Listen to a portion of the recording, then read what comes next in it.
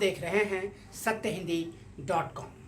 गोदी पत्रकारिता और कॉरपोरेट पत्रकारिता के समय में आप बेबाक, निष्पक्ष और निडर पत्रकारिता का समर्थन करें और इसके लिए सत्यहिंदी.com के ग्राहक सदस्यता अभियान से जुड़ें और इसके लिए आप इस वीडियो के डिस्क्रिप्शन पर जाएं और वहां लगे हुए लिंक को क्लिक करें। अमेरिका में एक बहुत ही महत्वपूर्ण घटना हुई है जिसका भारत और चीन दोनों से गहरा संबंध है। अमेरिका के हाउस ऑफ रिप्रेजेंटेटिव्स यानी प्रतिनिधि सभा, यानी हमारे देश से तुलना करें तो लोकसभा, वहाँ दो महत्वपूर्ण प्रस्ताव पास किए गए। एक प्रस्ताव वहाँ जो भारतीय मूल के सदस्य हैं अमी बेरा, उन्होंने रखा था और वो प्रस्ताव बगैर किसी विरोध के सर्वसम्मति से पारित कर दिया गया। इस प्रस्ताव में चीन को एग्रेसर यानी आक्रामक कहा गया है और ये कहा गया है कि चीन ने भारत के लद्दाख में गलवान घाटी में अपनी सेना भेजी है, जो बहुत ही चिंता की बात है। और इसके साथ ही ये भी कहा गया है कि चीन ने दक्षिण चीन सागर सेनकाकू द्वीप पर अपना दबदबा बढ़ाने का प्रयास किया है और इस पर चिंता जताई गई है। एक दूसरा प्रस्ताव पारित किया गया, वही हाउस ऑफ रिप्रेजेंटेटिव्स यानी प्रतिनिधि सभा, यानी हम अपने देश से तुलना करें तो लोकसभा, वहाँ एक और प्रस्ताव पारित किया गया।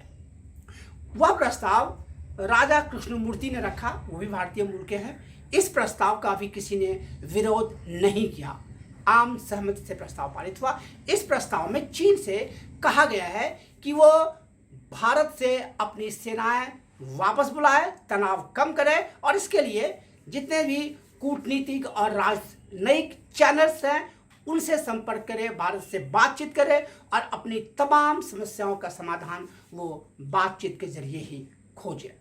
लेकिन इसमें सबसे महत्वपूर्ण बात यह है कि अमेरिका की वास्तविक दिलचस्पी क्या है।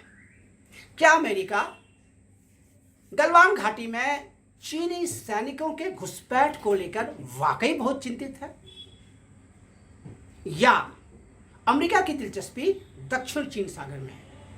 क्या अमेरिका भारत का पैरोकार बनकर, भारत का मित्र बनकर खड़ा होना चाहता है, या वो इसी बहाने भारत के पीठ पर सवार होकर दक्षिण एशिया और पूर्व एशिया में अपना दबदबा बढ़ाना चाहता है? क्या अमेरिका की मंशा भारत के कंधे पर बंदूक रखकर चलाने की तो नहीं है? ये सवाल अटपटे लग रहे होंगे लेकिन महत्वपूर्ण है। यह महत्वपूर्ण इसलिए है कि कल यानी सोमवार को अमेरिकी सेना के, नौसेना के विमान वाहक पोत यानी aircraft carrier USS Nimitz Andaman सागर आया था और अंडमान निकोबार सागर में उसने भारतीय सेना के साथ, भारतीय नौसेना के साथ युद्धाभ्यास किया। लेकिन इसके पहले वही यूएसएस निमित्ज दक्षिण चीन सागर में तैनात था, जिसको लेकर चीन ने बहुत ही तीखी प्रतिक्रिया जताई थी।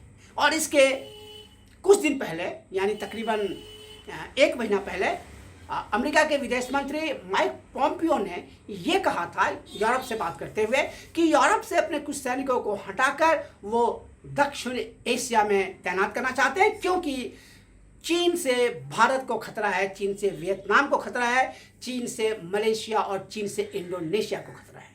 यानी खतरा इन सब देशों को हो या न हो, लेकिन अमेरिका इन देशों के खतरा के नाम पर अपने सैनिकों को इस इलाके में तैनात करना चाहता है और इसलिए वो भारत का इस्तेमाल करना चाहता है। यानी भारत के कंधे पर बंदूक रख के अमेरिका चलाना चाहता है और इसलिए अमेरिकी संसद में दोनों प्रस्ताव पारित किए गए हैं। आप देख रहे हैं सत्यहिंदी.com। आप हमारे फेसबुक पेज को लाइक करें, फॉलो करें, हमारे ट्विटर अकाउंट को फॉलो करें और सब्सक्राइब करें हमारे यूट्यूब चैनल को। देखते रहें सत्यहिंदी.com। सत्य हिंदी के और वीडियोस को देखने के लिए हमारे YouTube चैनल को सब्सक्राइब करें और सीधे नोटिफिकेशन पाने के लिए बेल आइकन दबाएं।